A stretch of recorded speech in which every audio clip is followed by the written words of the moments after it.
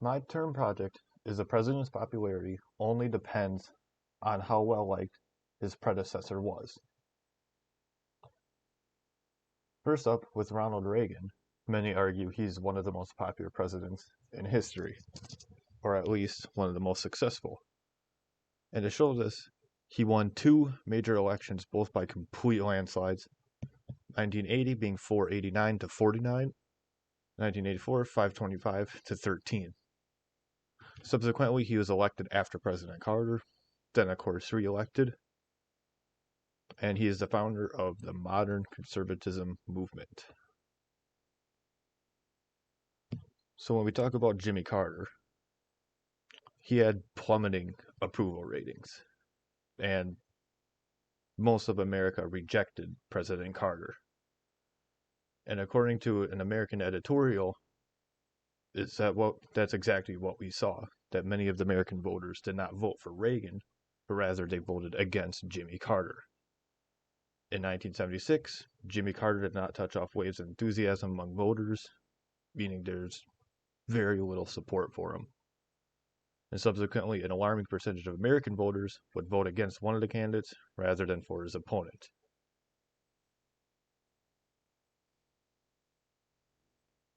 And subsequently, we can sort of see the same with Joe Biden, where he had an electoral win of 306 to 232 in 2020, but he also received the highest vote share of any president in history, with 81 million to Donald Trump's 74 million votes.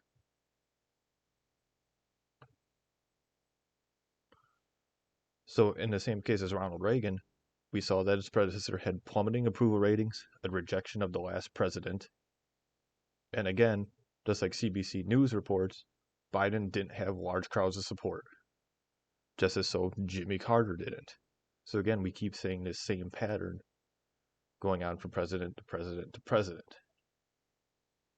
According to CBC News, it's not that Democrats or people that voted for Biden didn't like him, but they had a general favorable view. Or, in other words, had an unfavorable view of Donald Trump, meaning that they would then vote for Joe Biden for no other reason than to get Trump out of office. When people voted for Reagan, it was to get Jimmy Carter out of office.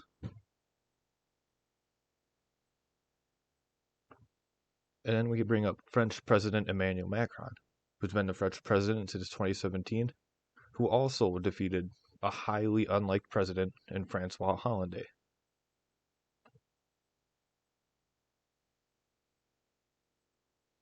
And now Emmanuel he did receive 66% of the French votes after his predecessor Francois Hollande had, and this is the correct number, he had a 4% approval rating among French voters. 4%. That's astonishingly low. But now also Emmanuel Macron has had his support fallen to a record low 29%. And the reason for Emmanuel Macron's falling is the amount of criticisms that he has received as president. For example, according to National Herald, the result follows several scandals to shake the 40-year-old centrist administration, including Macron's sole response to the accusations that his private bodyguard assaulted May Day protesters and his sometimes patronizing tone with voters.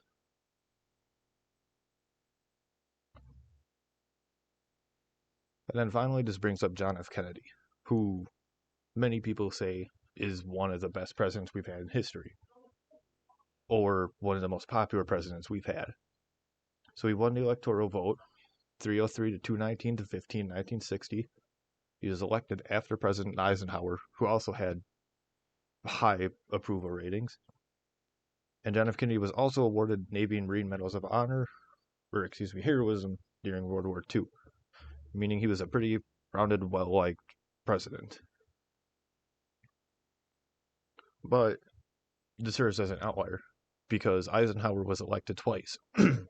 He had astonishingly high approval ratings. But as we look at Kennedy too, and people want to call him popular or the best president we've ever had, his approval rating shrunk from like 80 to 60% over the time of him being president. That's a large jump, and if you look at the trend, it was on a constant downslope trend, meaning if he would have finished out his term, it'd probably still even be lower. And many people are saying to say that this is because the Cuban Missile Crisis was his fault, where Russians planted missiles inside of Cuba. And of course, the flopped Bay of Pigs invasion were both his fault, along with many more distractions to his presidency. And we also have to remember the time in which Kennedy was president.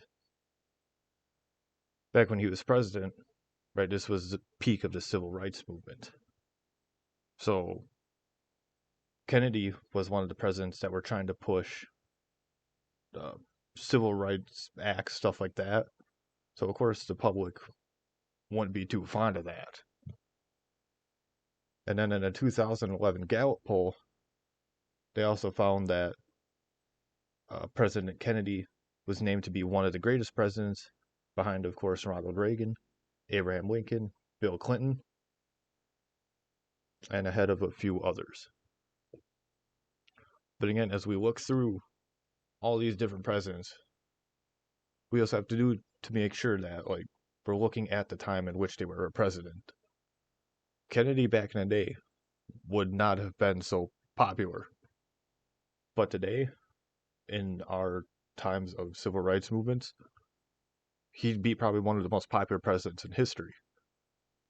And so when we look back to Donald Trump or Francois Hollande or even Jimmy Carter, it could possibly change to where we could now see, instead of Reagan, Biden, and Emmanuel Macron being popular, or instead we could see their predecessor being popular.